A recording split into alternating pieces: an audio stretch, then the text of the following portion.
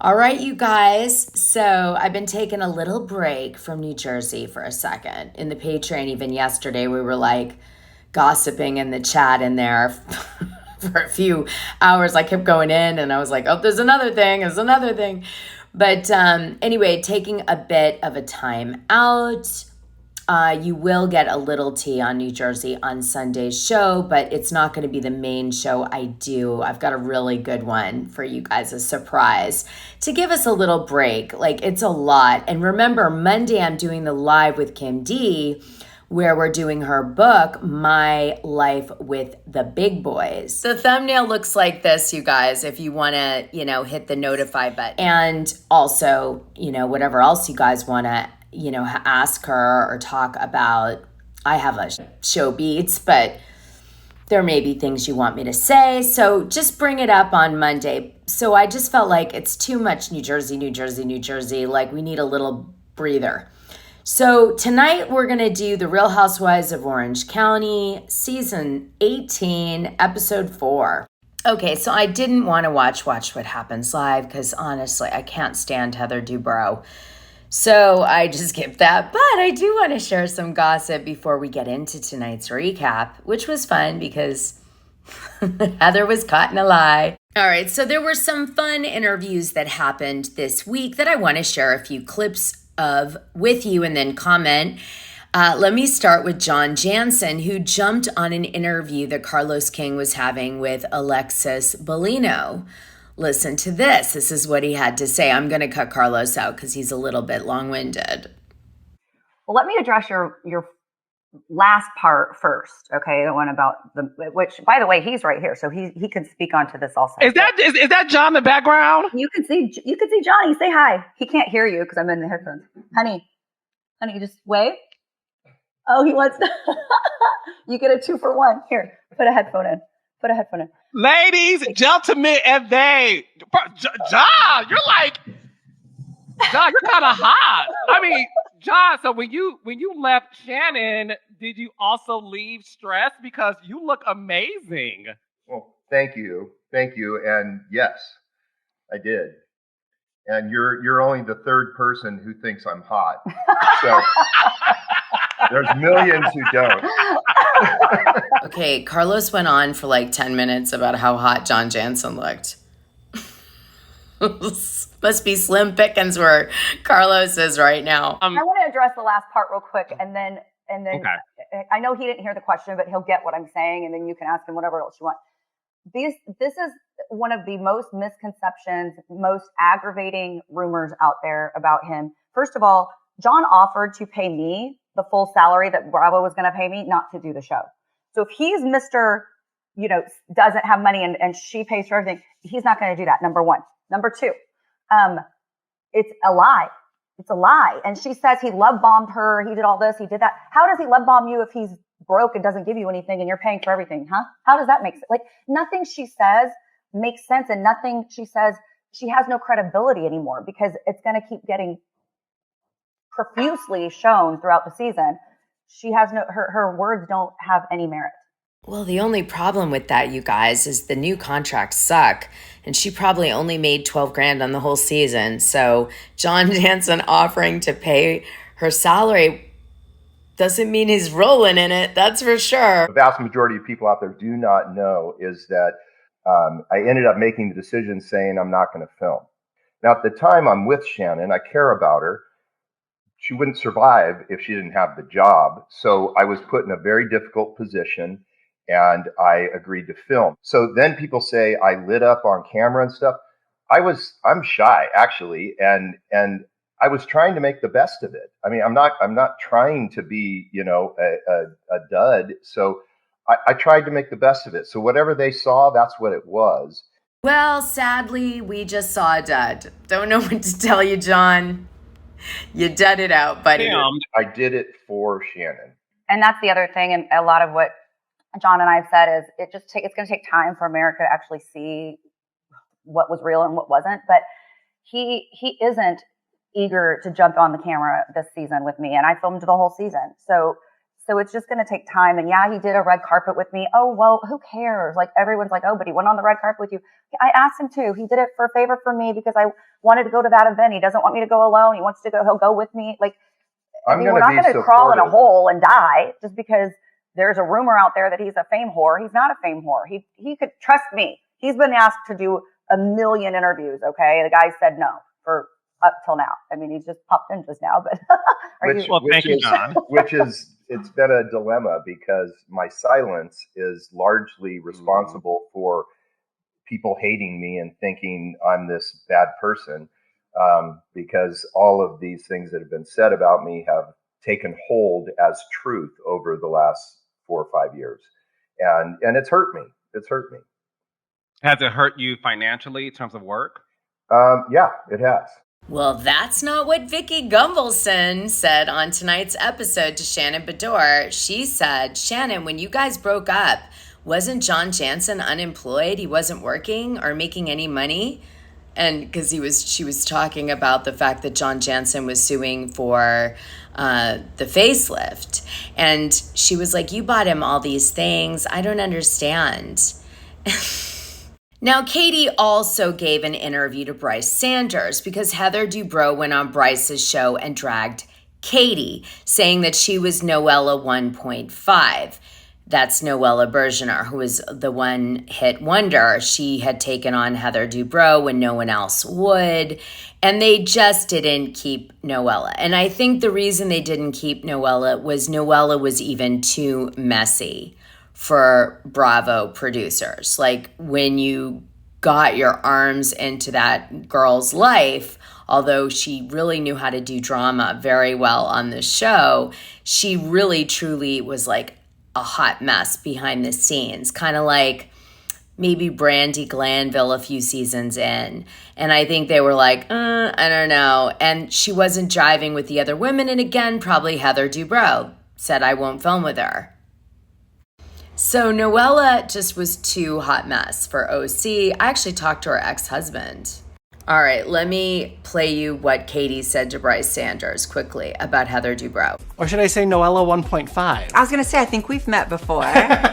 You are sitting in the chair where that dig was tossed at you by Heather Dubrow. You know, she's like Noella 1.5. Well, how did you feel when you heard that? Did you have a concept of who Noella was and what she meant by that when you saw that? So when she said that, I had to kind of Google it. And I think it was meant to be a dig, but I took it as, I don't know, a compliment. Noella's gorgeous. She's funny. She's smart. She owns her business. I loved it. I embraced it. I called myself Noella 1.5 in a post. Yes. And I tagged you. I just wanted you to know that it was okay with me. Oh, the Noella 1.5 was good. It was pretty good, right? That's a really good one. And I love it because Noella's hot. There's one name that I get called in the season that I kind of think is funny. You'll hear it. Okay. And it kind of goes on for a couple weeks, and I kind of love that. But yeah, so far the Noella 1.5 is my favorite. Okay, but we've got a challenger approaching at some point. Yes, and Noella and I have a mutual friend right now trying to get us together for lunch. So we can get a Noella 1 and 1.5 photo. It'll be great. It was the true dig was the 1.5. It's like, couldn't even just be 2? It's fine.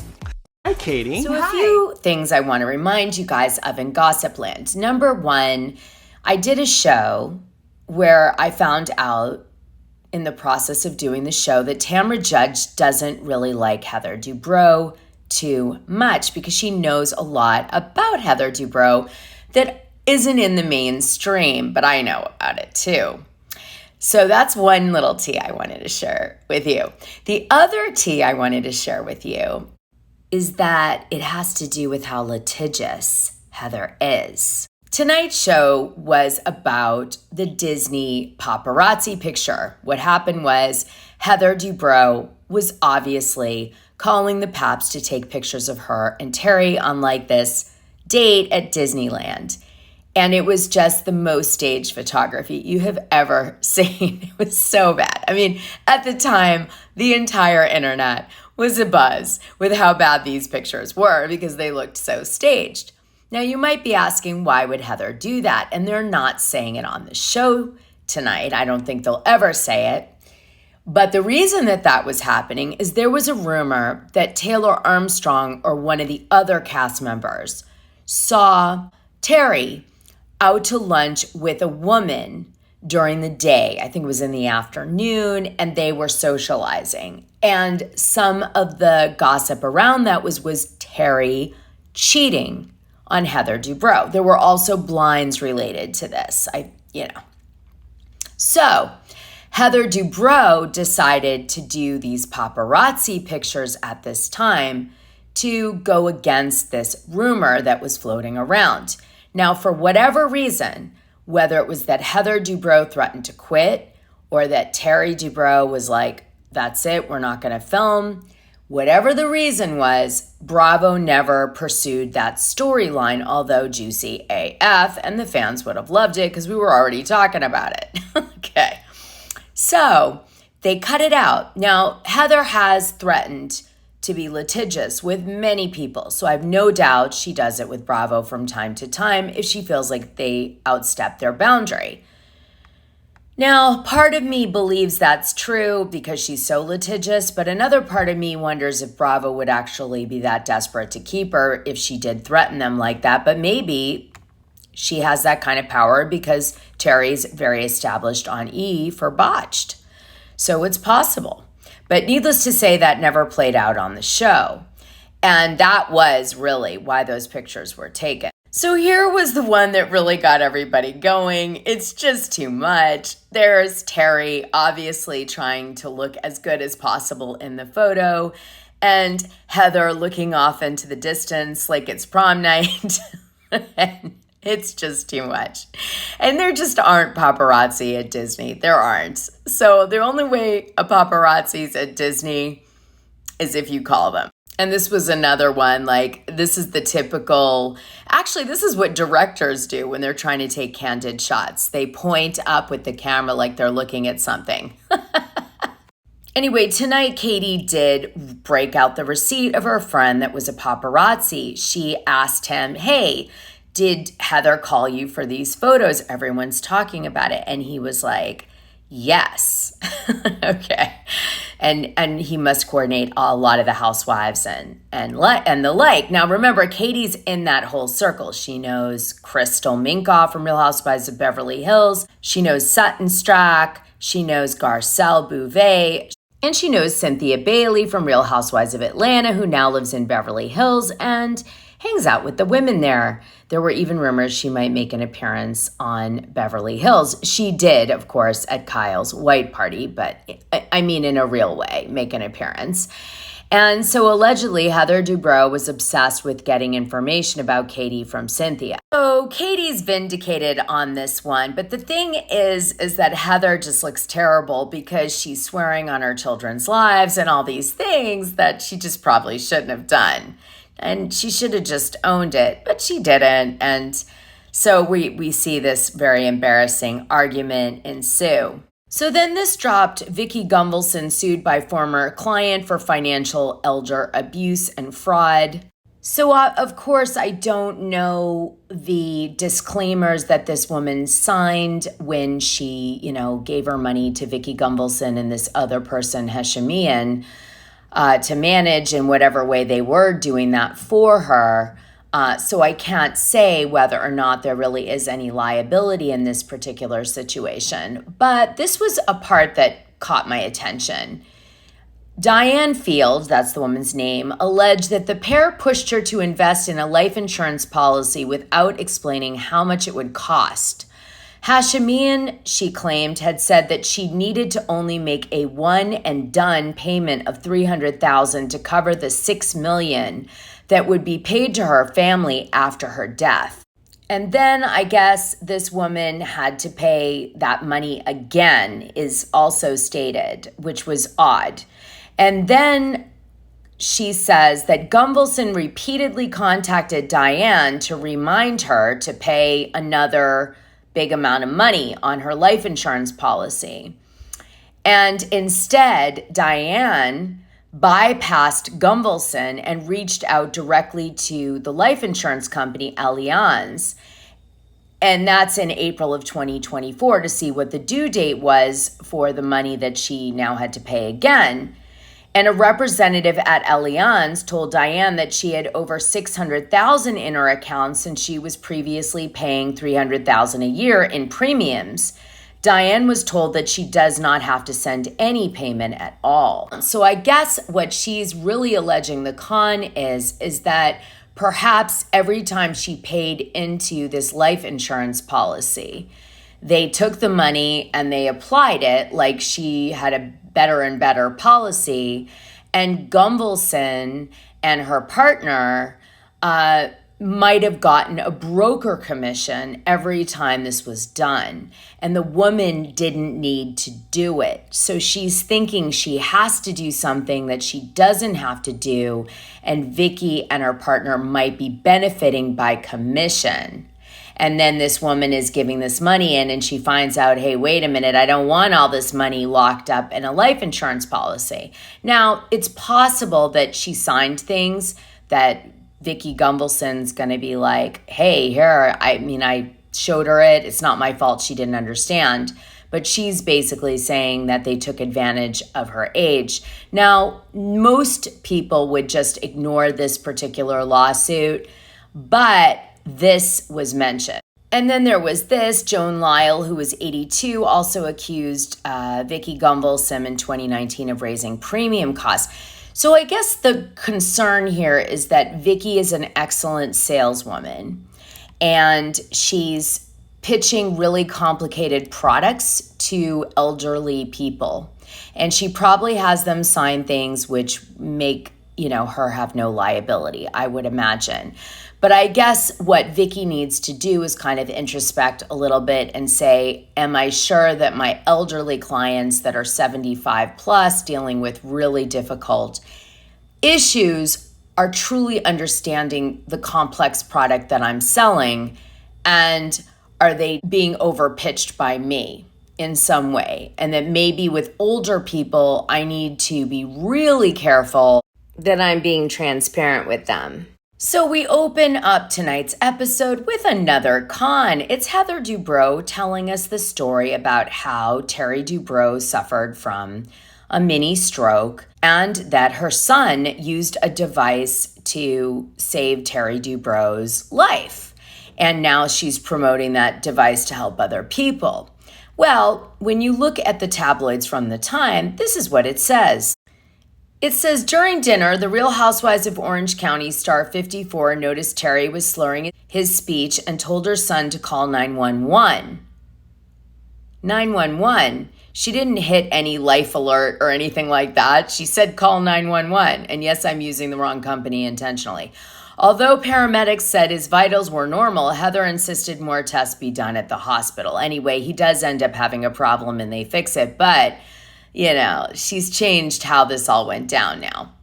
And then we finally see in tonight's show the women going out for the scene that was leaked back in February of 2024. Here's TMZ reporting on it back in that time. TMZ obtained footage of Tamra's most recent not so proudest moment. The footage is rather hard to make out, but TMZ reported that Tamra fell while dancing atop the bar, at which point a patron poured a drink over her crotch. Undeterred, Tamra quickly got up and began dancing again. All right, so we don't see this happen on the show tonight, but it did happen because we saw the video on social media making the rounds because TMZ caught it. But essentially, the women all went to a night on the town, Emily, Gina, Tamra, Katie, and Jennifer, and they're all hanging out at a bar. And the women get really messy, most of them, and are like slip sliding all over the bar with booze. It's just, I guess, recreating Coyote Ugly. The producers didn't focus too much on that, which might have to do with some of the new HR roles where they're not focusing so much on over-the-top drunkenness. So I don't want to take you through all the little moments that Katie drops tea about Heather Dubrow in tonight's episode. I'll just summarize them for you. So Katie says throughout the episode that Heather tagged her in a birthday post, which was meant to sort of be like, I see you, but Heather said that was a mistake. Also, Katie tells the women that she knows for a fact that Heather Dubrow called the paparazzi to take pictures of her in Disney, as I mentioned earlier. And she had proof and receipts. And remember last season, Heather Dubrow yelled at everybody for making that accusation already. So it kind of validated Tamra Judge. And then Katie also said that Heather was rude to her at a party, didn't really acknowledge her with a lot of their mutual Beverly Hills cast member friends.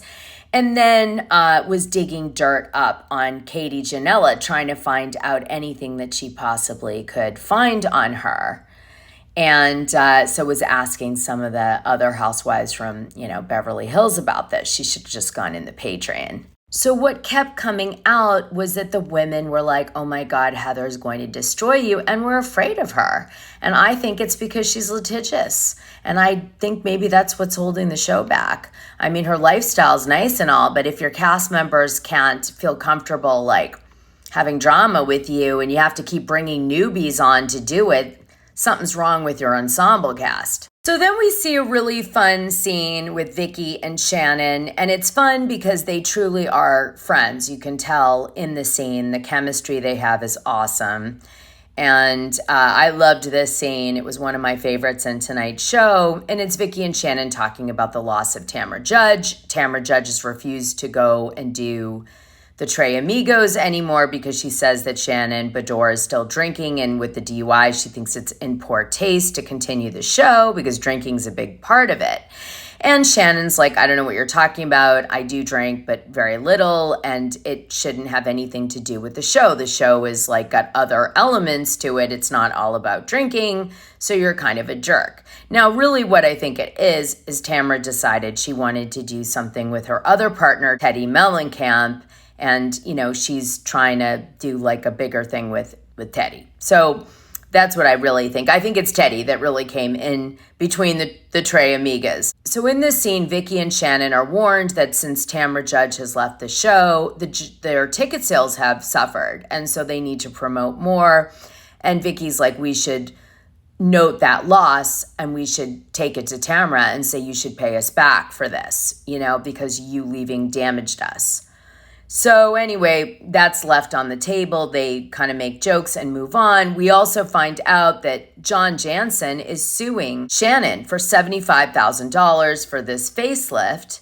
And Shannon's position on the facelift is it was a gift. And then she offered to pay it back, but he wouldn't sign, an NDA.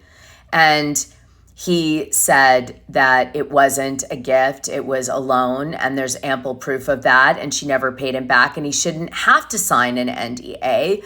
And of course, he knew that by signing an NDA could hurt his current girlfriend, Alexis Bellino, on the upcoming season of Real Housewives of Orange County, so he didn't want to jeopardize Alexis.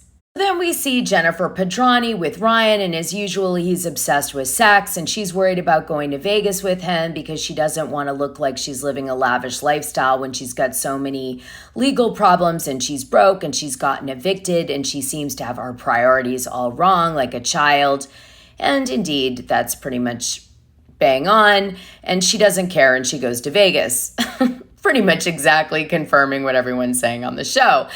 But I thought you guys would find it interesting that she does mention in the scene that the yoga studio is suing her because she made an arrangement with one of the landlords who left and sold it to another landlord. And I guess they had only a verbal agreement, not a signed agreement. And so the new landlord sued Jennifer Pedranti. This girl has a lot of excuses I'm seeing coming up. Which is making me wonder about Jennifer Pedranti. But anyway, this is what happened with all of that. In case you were wondering, it wasn't stated on the show. Real Housewives of Orange County star Jennifer Pedranti hashed out a settlement to end her legal battle with the landlord for her yoga studio, In Touch can exclusively reveal. According to court documents obtained by In Touch, Jennifer, 47, and her ex-husband, William, the ex-husband, along with their business partner at Devi Rebel Yoga, agreed to pay a total of $160,000 to bring an end to the lawsuit brought by the Plaza El Paseo Center. Now, I struggle to believe that there was a new landlord. So Katie invites the women for a round of golf at Monarch Golf Course. Now, Monarch is one of my favorite golf courses in Orange County. It's at Dana Point. Yes, just like me, Dana. And there's a Waldorf Astoria there where you can have like wine, and it's a beautiful view. It's like really nice. It's one of my favorite places to stay when I'm out there. And Katie brings her golf clothing line, and she's gifting some of it to Gina, and she's putting gift bags together for the women. And Gina says to Katie, listen, you have to tell Heather Dubrow all the bad things you think she did to you, because either you tell her or I'm going to, because she's my friend and I feel really awful about like all this being said around her and not to her. So this is, the big setup.